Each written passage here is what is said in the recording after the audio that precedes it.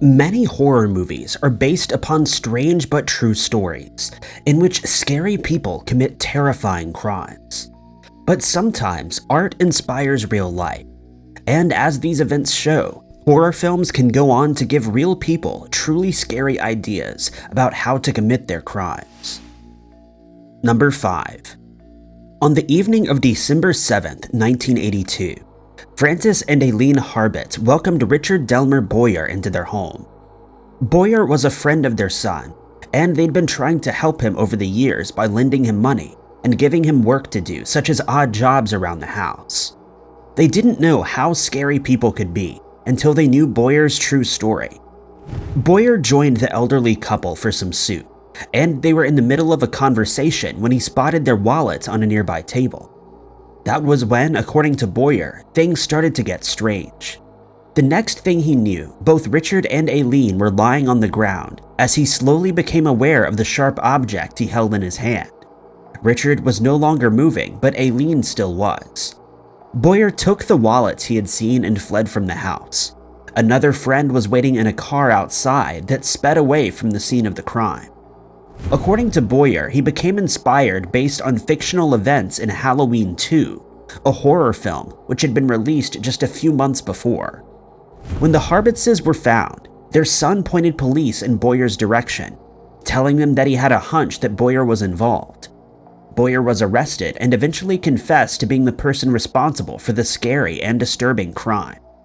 He claimed that while he sat with the couple, he started to get a headache that grew worse until he hallucinated a foggy figure like something out of a horror movie. That was when he blacked out, and when he came back to real life, he was horrified to discover the events in his hallucination were now true. A psychopharmacologist interviewed Boyer and identified scary stories as the real cause. Boyer had watched the horror film while in an altered state. He was likewise less than sober when he watched the movie and when he went to the couple's home. He had an involuntary flashback to a particularly scary scene in which the masked madman Michael Myers breaks into an elderly couple's home while the couple watched a horror film on TV. The exact scene was actually played for the jury during the trial, but it wasn't enough to convince them that Boyer was unable to differentiate true events from horror movies at the time. Though maybe inspired by a horror movie, it seemed the crime was premeditated. Boyer had tried to sell his parents a weapon earlier that day to get money for his habit.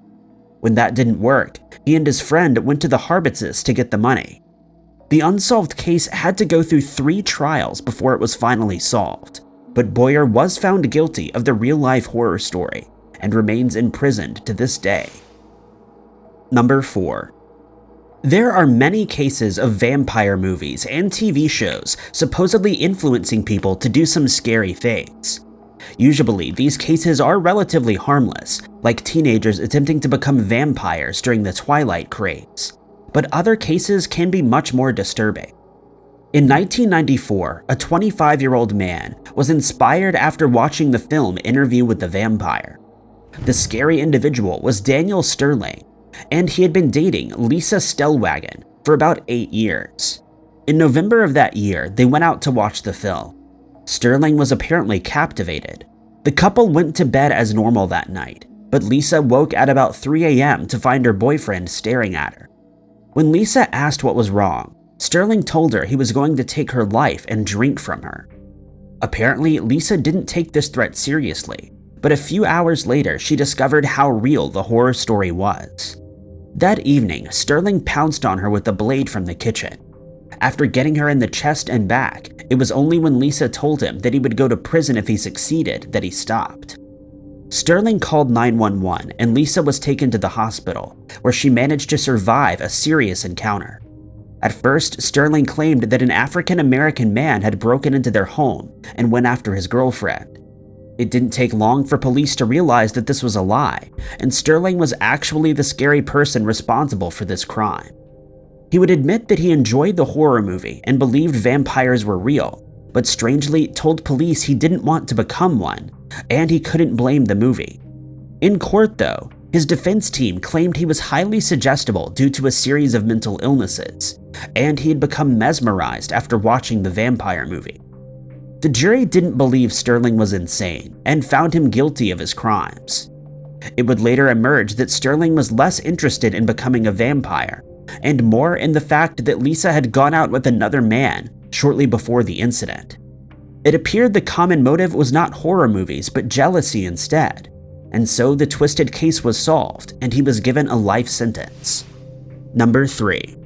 It isn't only horror movies that inspire scary people to commit terrifying crimes. In 1974, a group of Air Force personnel took 3 lives and almost took 2 more in a robbery inspired by the action thriller film Magnum Force. The true crime took place on April 22, 1974. 2 men went to the hi-fi shop in Utah and forced the 2 workers into the basement. The workers were later joined by 3 others in a real-life hostage situation: a customer, his father, and the father of one of the workers. They were then ordered to down large amounts of drain cleaner. The criminals thought this would be a humane way to rid themselves of the hostages, but when it didn't act quickly enough, they switched to live rounds. When the hostages were taken care of, the 2 criminals went upstairs, loaded high-value electronic equipment into their vans, and left. It was a while later when the disturbing scene was discovered. Orrin Walker was the father of one of the store workers and had miraculously survived the terrifying crime. He had only faked drinking the chemicals and had also managed to survive the other attempts on his life made by the criminals. His wife had come looking for him and managed to break open the door to the basement to find him and the missing others. 2 people already passed away. The other 3 were rushed to the hospital where most of them survived. The 4th victim suffered permanent learning difficulties. Only Orrin truly remembered the events of the crime. He told police that there had been 2 scary people, one taller and one shorter, with a Caribbean accent. There was also a cream-colored van parked outside.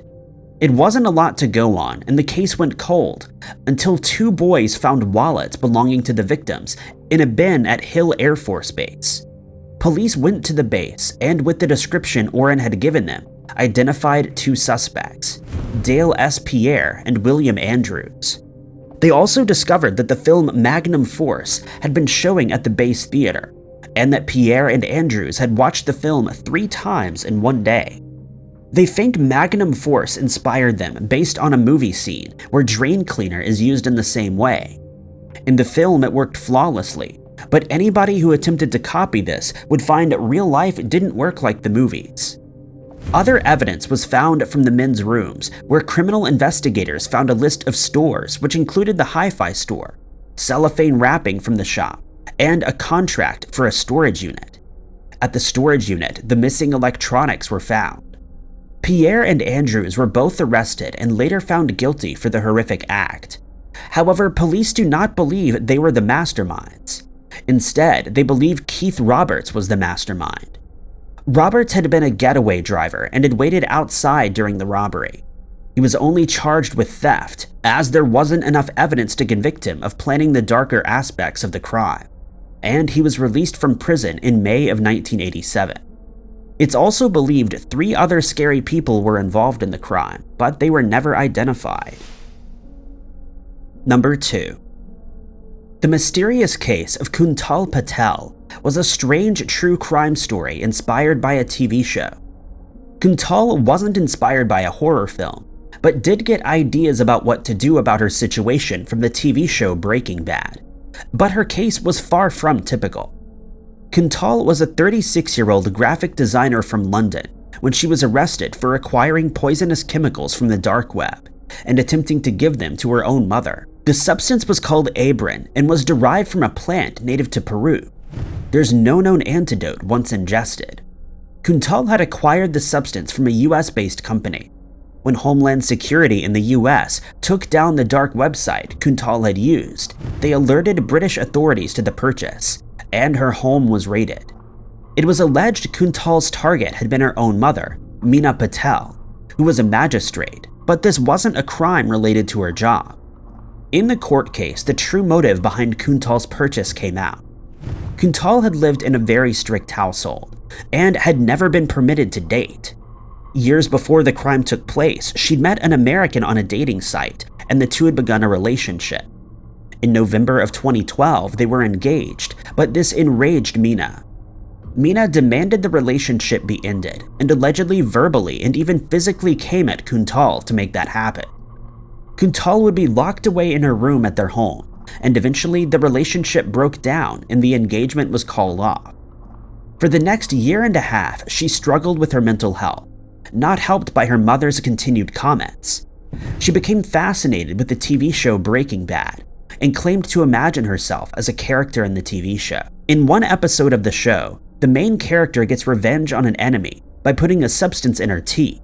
It was alleged this is where Kuntal got the inspiration for her own true scary story.